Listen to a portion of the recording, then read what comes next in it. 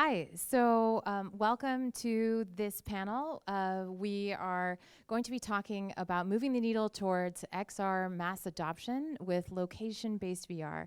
I'm Emily Olman, and I am the CEO and co-founder of SpatialFirst, and we are an AR platform for commercial real estate.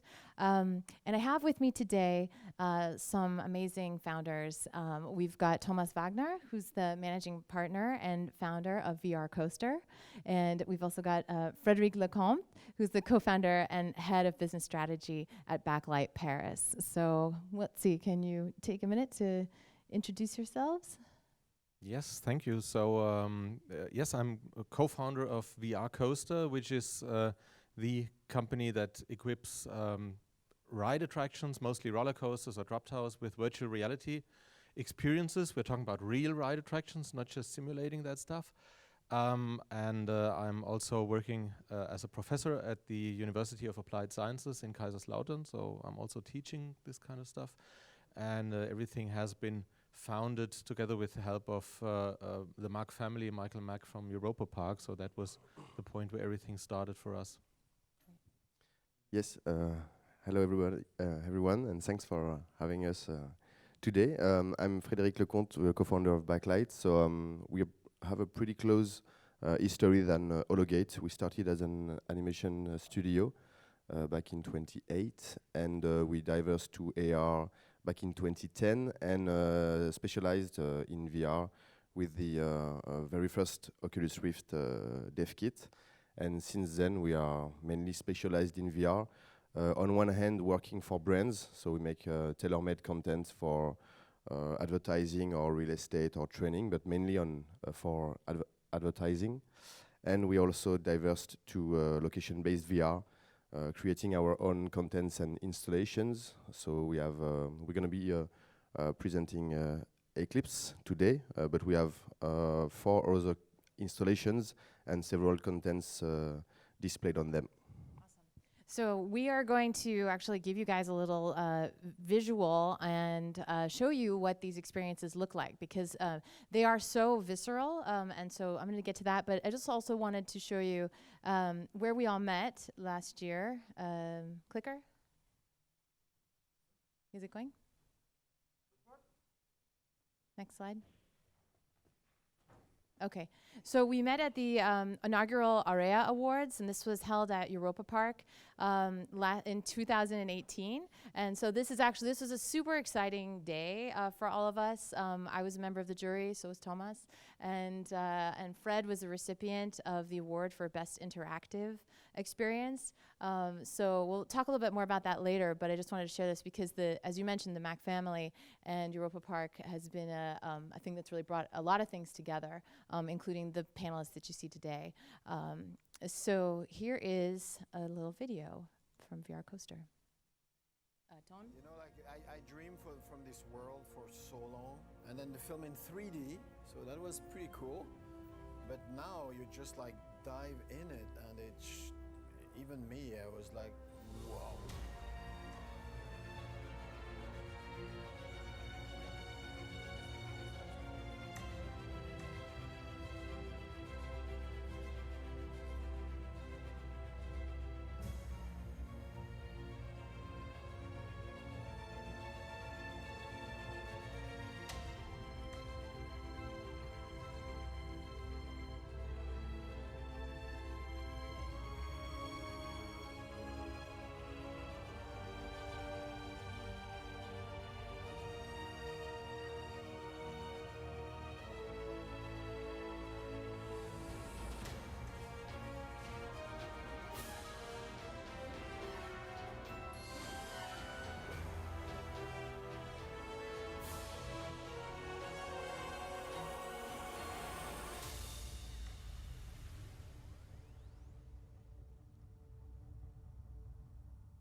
Okay.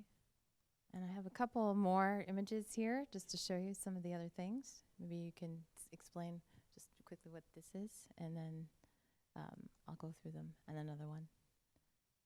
So then, oh, this was me trying the at Europapark. So I took a picture and added this one in because it's actually, I got to experience the Valerian ride at Europapark. So we can definitely talk about that. But I want to show this video from Backlight also.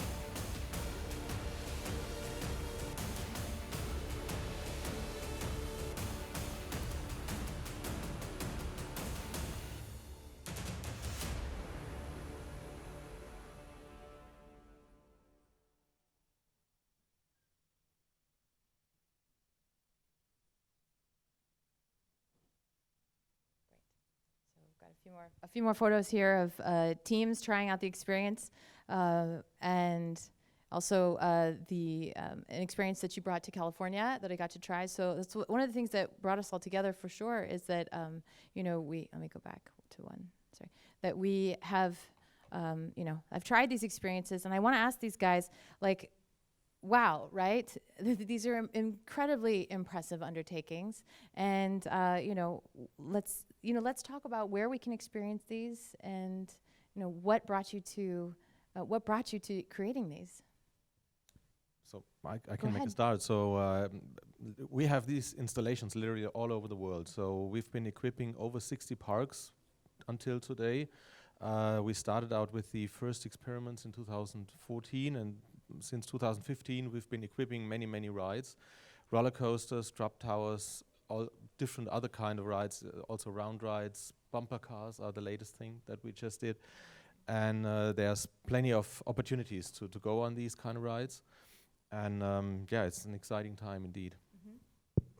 Yeah, and about you? If you want to try Eclipse, you can find it. We just turned our 15 installation, mainly in France, but we just opened with a partner in Greece. We are also in Belgium, and hopefully everywhere in the world. But there are several locations. If you want to try our experience, I would advise to go to Illucity in Paris, because we also have 2 other contents, including Toyland, which is a free roaming 6-player VR experience with dynamic seats integrated and haptic floor, which is pretty cool. So if you pass by Paris, be my guest and stop by Illucity. Awesome. So, okay, so we can see these in different places, right? Like we can experience them all around the world, and but also you have to, like one of the ways that these experiences are being, you know, presented is almost as a reimagining of a location. For the example, for instance, of these roller coasters, which I think is really interesting. It's like a different use case for something that already exists and is changing the way that people are monetizing, and it's also putting hundreds, if not thousands, of people through these experiences every day. So maybe you can talk a little bit about, you know, that business model a little bit. Sure. So it's really, we are already in the tens of millions of people who have already experienced these kind of rides, because there are major theme parks, not only, of course, the most prominent park is Europapark, where everything started, and they have over 5 million visitors every year.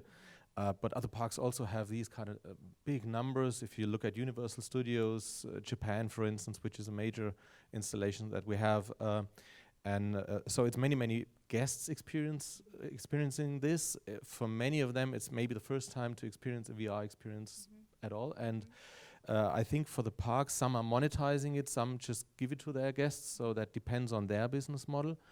For VR Coaster, we are mostly a content provider, because for us, we can equip each ride only one time, but then it's a big benefit for the park to switch the content, so have every maybe seasonal change with Halloween content and a Christmas content or something for the summer season.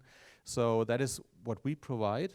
And of course, there are some models where we could license content for a drop tower, but for the coaster, you usually have to tailor it specifically for that ride, because most of the coasters are totally different. So we have to design it anyways every time anew for those parks. So content creation is a big topic for us. And I think for the parks, aside of being able to monetize an overlay that is put on over a ride, over an existing maybe old ride that gets an upgrade, I think for them it's also getting a totally new kind of attraction that has not been around before there was virtual reality in this kind of performance, technical performance. Because it's not just seeing something different while being on that coaster. This is literally the first time that you have with this setup that we do, that you have the sense of airtime, the sizzling feeling in your stomach, and the higher G-forces when you go around curves, or when you drop down the hill in a simulated surrounding. Yeah. Before it was just a simulator platform with some tilting to the side, and you had a nice movie that you were watching in 3D, but now you're really immersed in there. So everybody is really amazed when they go on that ride, because they maybe expect just to watch a VR movie or something, but it's not that. It's really a very, very intense kind of immersion. And that kind of attraction, that kind of combination that has not been around before the VR coaster installations. Mm-hmm. Yeah, thank you. So yeah, you have on one hand having all attraction enhanced by VR, and at Backlight we try to create new ways of experimenting thanks to VR. So for instance, Eclipse is an escape game-like experience. It's a sci-fi one with haptic rooms, so the floor vibrates according to what you do. And yeah, we try on our hand to create new things to do, and we based on already known model. For instance, we estimate Eclipse had 250,000 players since it was launched a little bit less than 2 years ago. But mainly because it's based on an escape game model, so it's 4 players per hour and per installation. So it's the throughput is limited comparing with a VR coaster or HoloGate. But the experience is different too. Yeah, I think that, well, what's also interesting is that if we take so I did the Eclipse experience, and you can experience it as a red team or a blue team, right? So what's interesting about that is you're tasked with different things. So I immediately, as soon as I finished it, wanted to try it again as the opposite team, right? Because I was like, wait, like I can actually have a second experience with this. And so that was really interesting to me, that it was like the desire immediately to try it again, or to try it in a different way. And what's interesting also for me about when I was at VR Coaster, or trying the VR Coaster, and for both of these experiences, is that the element of the free roam, right? Free roaming in VR, and then trusting, right? Because you're so immersed, even from the very first moment, you put on the headset, and there's this sort of magic that happens, because you can walk around. And I remember reaching for my, spaceship or whatever it is, and it's like when I was getting in the roller coaster, right? And I'm like, it's my spaceship. It's not a roller coaster. And but it was so precise, and so the fear that I had, for instance, like say you have a fear of heights or even a fear of roller coasters, that was so diminished by the fluid experience in both of these experiences, where being so immersed in VR, it actually really was for me the first time that I felt like it all came together, because that fourth dimension, that the haptics dimension, the dimension where you're feeling the forces and all that, has a profound effect on the person in the experience. And I think that when we talk about moving the needle towards mass adoption, one of the other things that we need to have is sort of like mass multiplier effect. Right? So you put millions of people through these experiences, and they tell millions of people about it.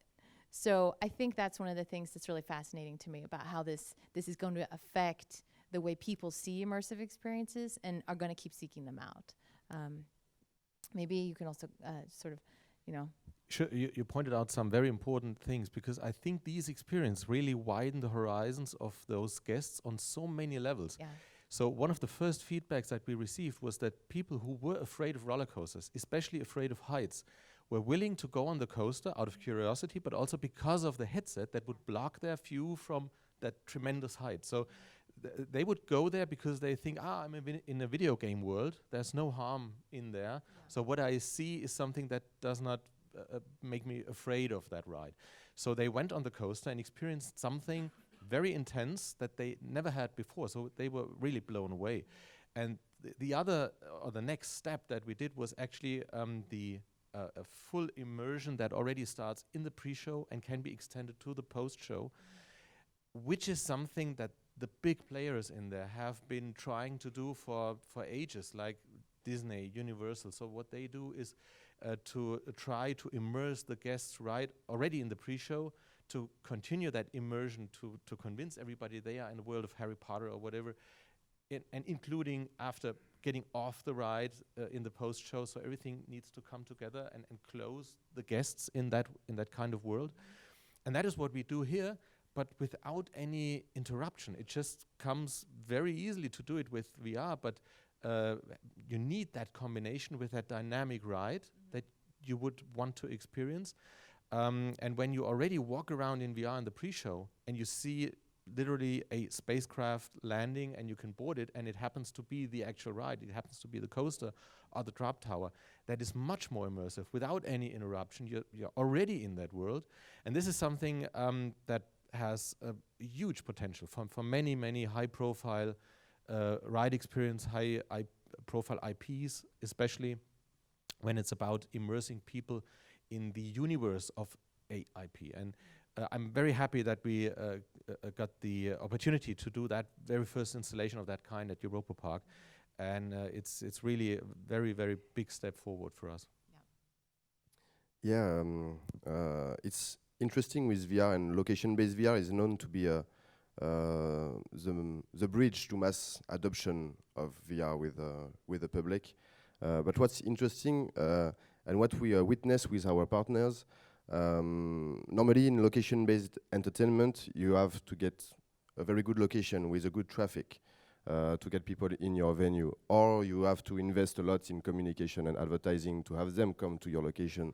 And with Eclipse, for instance, we had the feedback from customers, operators that had neither the good location nor the budget for communicating, but the word of mouth with the public, when the experience is good, like Eclipse, I'm not saying it, the public say that, when it's good and well thought and well designed, and when the operator does a good job with welcoming the public and having them in VR, the word of mouth is pretty impressive. Like one person is coming with three other players for Eclipse, for instance, and among the four, maybe they will come back with three other friends to experience it because they had a good moment, and yeah, so it can run by itself right now because it's pretty new, but with the time passing, it's going to be like more traditional business. But word of mouth is pretty interesting right now. Yeah, it's huge. And I think also, like, with especially, we heard on earlier here in the program that, millennials especially are looking for experiences. And that's really one of the things that they want to try. And what's fascinating to me is that we have two location-based VR experiences, but they're different in really interesting ways. So, for instance, when we're in the Eclipse experience, one of the things that's happening is we always had a coach and we had a time limit. So we were trying to finish something in an amount of time as a group. And so that was it was like you have 30 minutes to, to solve the puzzle, and that's so we were working together. So there's this element of teamwork, and there's the element of interactivity and social VR in that sense, right? And then in this other experience as well, like in Valerian, having that social element in the pre-show, seeing your friends turn into other characters, and you know, you really start to see that the potential for the ways that we can use this is really, really big. So I'm curious, what are some of the trends that you're seeing now that you've been these amazing trend starters? You know, where do we go from here, and what are some of the big trends?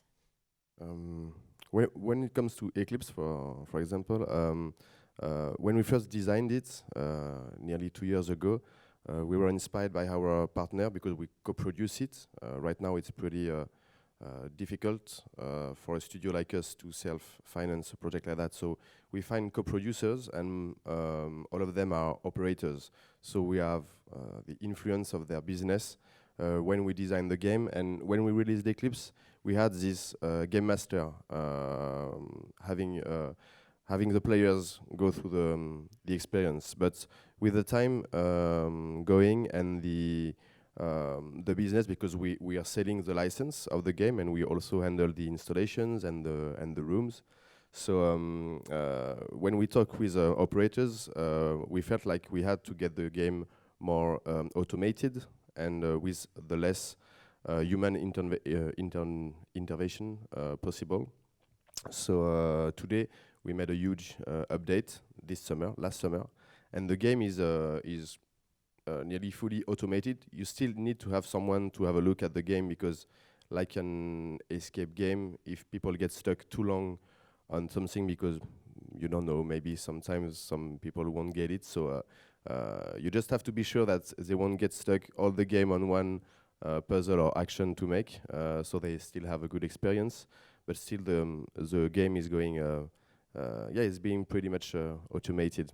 And it's one of the trend that you can see in location-based VR. You have some things and elements that are expected from the operators, and you have those ambitions from studios like us to do the most immersive stuff possible with lots of haptics, but still you have to get economical package to sell to the operators that have to be wise and not too expensive and not too complex to be operated by most operators, but still having the right experience for the public to have a good moment when you're with your product. So one of the trend is standardization of the solution. This goes in the same direction. So we have also, I would say, done our homework in regards to making things more automated, more easy to use for the operators. So when VR was, or the renaissance of VR was young, and everybody wanted to have, VR on our coaster by any cost. So the parks were saying, we take the heat, we just put in a lot of personnel, and they will somehow manage to do that. They clean the headsets and they prepare everything. That is something that we actually made much easier with a totally new system, and we've been working years on that to automate everything that needs to be or needed to be done by operators or next to the ride. So right now we have a system, even if you don't have the free roaming experience connected to the actual coaster ride, we do add cameras, motion capture cameras in the coaster station and markers on top of the headsets. So every headset gets monitored all the time and knows all by itself in which car and which train it's being used. Wow. So you can literally throw the headset at anybody and they can just put it on also with any kind of rotation. So even if the guests look to the side, and so that does not mean that they would be rotated by 90 degrees for the rest of the ride, which would be a very bad experience. So all of that kind of stuff is now automated and makes it much easier. So you basically only need that one guy who would be sending the coaster, and he's just monitoring the panel that tells him all the headsets are good to go, everything's green, and you can send the train. So that makes operations much quicker and much easier, and it's a lower cost for the parks. So we just have a very big installation opened in Phantasialand out of Cologne. The Crazy Bats is running with 1,200 guests per hour, just to give you a number. So that 1,200 guests per hour? And it's 1,200 VR riders per hour. Yeah, that's amazing. And the very important information, I mean, maybe that isn't just a random number for people who are not familiar with the capacity of such kind of rides, but that is exactly the capacity that the facility had before VR was put on it. And that's very important for us. So we finally gave people the proof, unless you want to limit capacity because you have a longer pre-show or you want to tell some story or whatever, you do not need to lose capacity. You can have the same throughput, the same hourly throughput on that facility with the VR experience. And that's, of course, very important also for the guests who come to the park, because they don't want to have a longer queue line just because the experience got more exciting. Exactly. So they're not losing money. The guests are not standing in longer lines, and they're still able to get this additional experience. So there's sort of no negative then in that way. And also, I think it's amazing to have that much trust in the system to say, like, and I think that's one of the things that is a benefit of the coaster, and for instance, is because it is so much time. There's so much timing involved. So it's like it does stay on track in this like ironic way, but it stays on track, and that really helps improve things. And then because throughput is like the way that they measure about how they're going to make money and the success of the park. It's a very big topic in the industry. It's one of their biggest topics. And so another trend I've noticed, you have a new experience also involving water. Can you talk about that? Yes, we do. So. That was actually an experiment that turned out to be a very, very amazing experience. So we call it the diving theater, because it feels a little bit like a flying theater, but underwater. So the idea is, and we saw one slide, Do you want me to go back to it? Okay. Yeah, maybe I just explain it. So basically, you are actually in the water, underwater, but only in a shallow water, non-swimmer pool. So everybody knows right from the start, you are absolutely safe. If you feel unwell, you can just stand up. You have a diving underwater VR headset. So it is actually balanced. It has weights inside, so it's floating underwater. It's not pulling your head up. And you're holding on to, at the moment, we use scooters to create the flow of water. It can be any other kind of engine that creates that stream of water.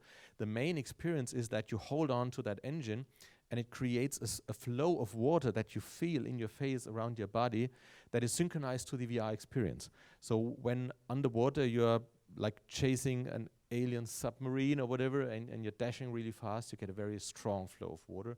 And when it's a calm sequence or you're stopping, then that flow stops. And that is so immersive, that is so amazing, that I would say it is the first true media-based attraction for water parks with a high capacity. So if you have like, we've been doing the math, if you have like 20 of those sets, you could have an hourly throughput of 400 people an hour. If you compare this to water slides, where everybody has been once in a while queuing up and waiting like literally half an hour to get on that slide, that's a totally different scale. And the experience is something that hasn't been around before. And we are at the moment rolling out demos and refining the system, but it's already, I must say, one of the most amazing experiences that I did so far.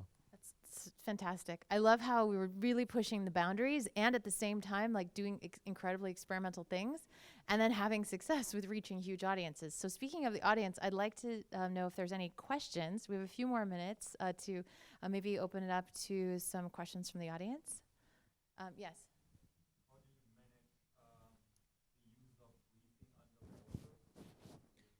Okay, you want to repeat? Of course, yeah, that's so there's two options. You could use a snorkel, but I'm not a big fan of that, because then you need to stay so close to the water surface. And usually we have compressed air, which is, it turned out, no problem for all those water parks, because they have compressors. Usually those water parks have divers who clean those swimming pools every day. So for them, it's an equipment that's already on site. You just need to have the pipes going to the mouthpieces, and it's actually working very well. So you can literally go like half a meter underwater. So the water is around your body, which is, I think, very important for the immersion. And then it's like diving, but you're leaving that narrow non-swimmer pool in the water park, and you're in the Great Barrier Reef or somewhere else. I have one more question, please. Sure. Where would it be used commercially? This Atlantica from the next coming, the water park, or can't you say anything yet? I actually cannot say anything yet, but you can imagine that Atlantica is, of course, a big, same as Europapark, a big opportunity to showcase these kind of technologies. However, the planning for Atlantica has been done on a big scale already before we started out. Even we started out with that development, but of course, this is something that would come together very well, of course. So actually, that's a good segue into, and we'll have time for another question. But I just want to also make sure that everyone is aware that.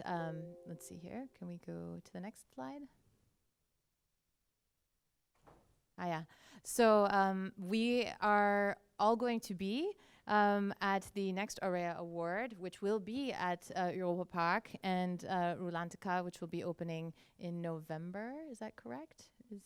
Is Yeah, it that, correct? that is the official planning. Okay, if you so look it's at the website. yeah. Okay, so it Still. exactly. So this is actually an open award, and I really have to just say that this is something super special, and we were all lucky to be at the first one, and now it's going to be even bigger.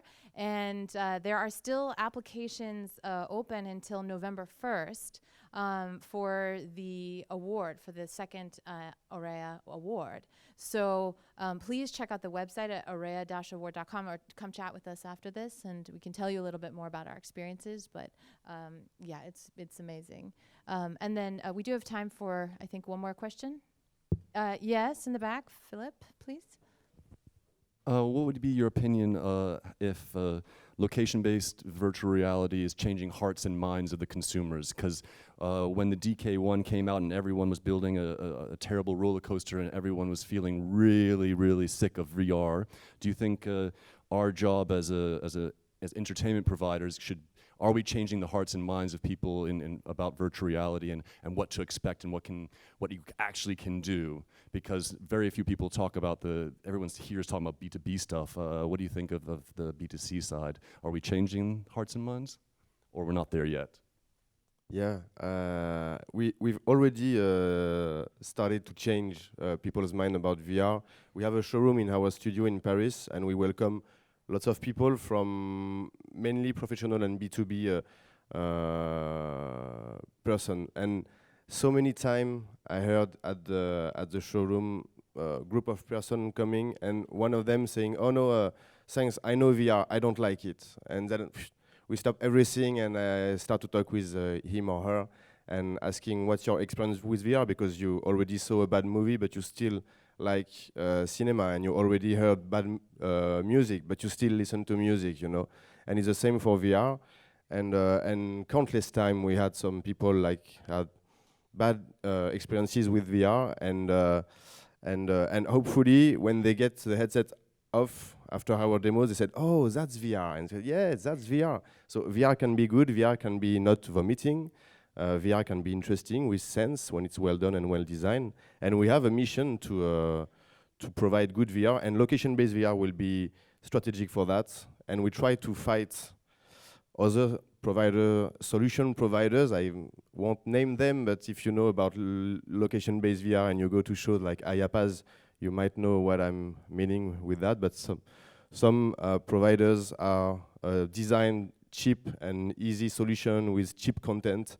And this is not VR. VR is still complex, is still a young technology, and you have to get good content and good installations to provide, to display the content. So the fight is not over yet, but we hopefully will be part of the forces of good.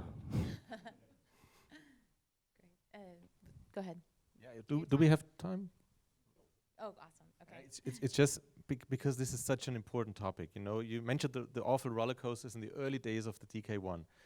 Everybody tested them, was impressed, and then they got dizzy and sick.